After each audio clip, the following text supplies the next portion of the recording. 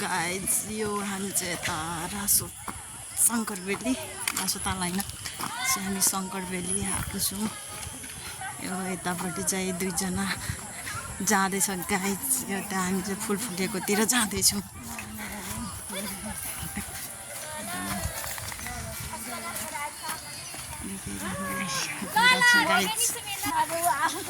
फुल चाहिँ राम्रो राम्रो फुलिरहेको छ।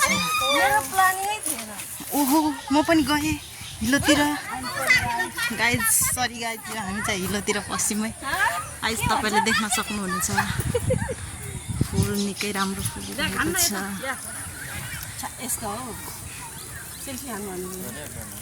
सेल्फी पनि हान्ने नि अहिले फुल देखाइरहेको छु कि गाइज। यो हामी सबैजना यसो फुल चाहिँ यहाँ किन्नु पनि पाइन्छ। किन्नु पनि पाइन्छ। हामीले 30 रुपियाँमा फुल पनि किन्यौँ। पछि लाग्छ भने किन्नु पनि पाइन्छ है गाइजहरू। सम्पर्क गर्नु झट्टै 20 रुपियाँमा होइन। हामी भाग्दैनौँ नि त। ल तपाईँहरू पनि आउनुहुन्छ भने यो रासो ताल आउनुहोस्। लोकेसन भन्नु।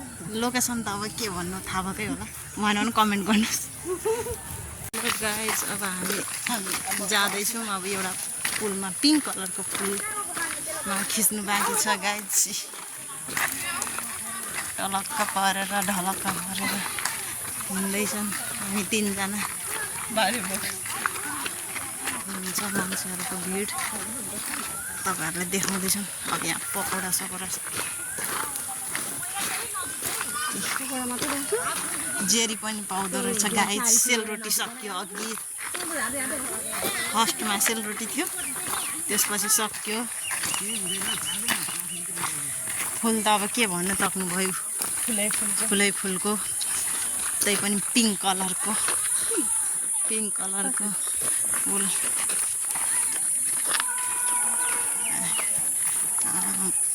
यहाँ जेरीवालीको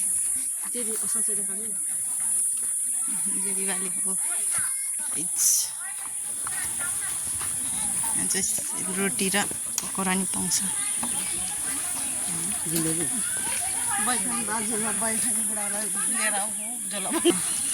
अनि चाहिँ हुन्छ गाइज। कता छ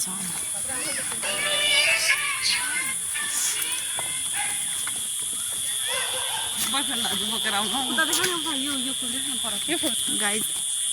फुल चाहिँ अब के गर्ने जुम गरेर देखाइदिन्छु तपाईँहरूलाई। निकै राम्रो फुल फुलिरहेछ है।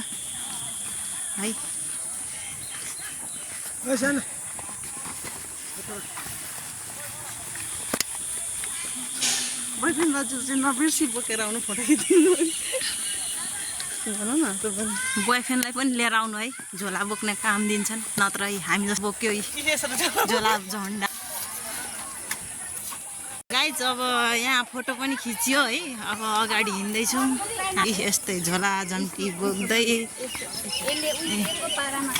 अब गाइज देखाउँदैछौँ तपाईँहरू पनि यो शङ्कर भेलीमा फुल फुलिरहेछ। भिजिट गर्नुहोस्। राम्रो फुलेछ।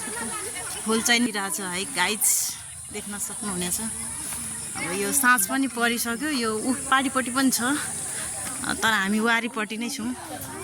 अब यो हामी यता अब यो पिङ्क कलरको अब यतातिर फोटो खिच्ने कि यो लडेर झऱ्यो भने छैन गाइज। तपाईँहरूलाई देख्न सक्नुहुन्छ मान्छे निकै धेरै आइरहेछ है। तपाईँहरू पनि आउनुहोस्।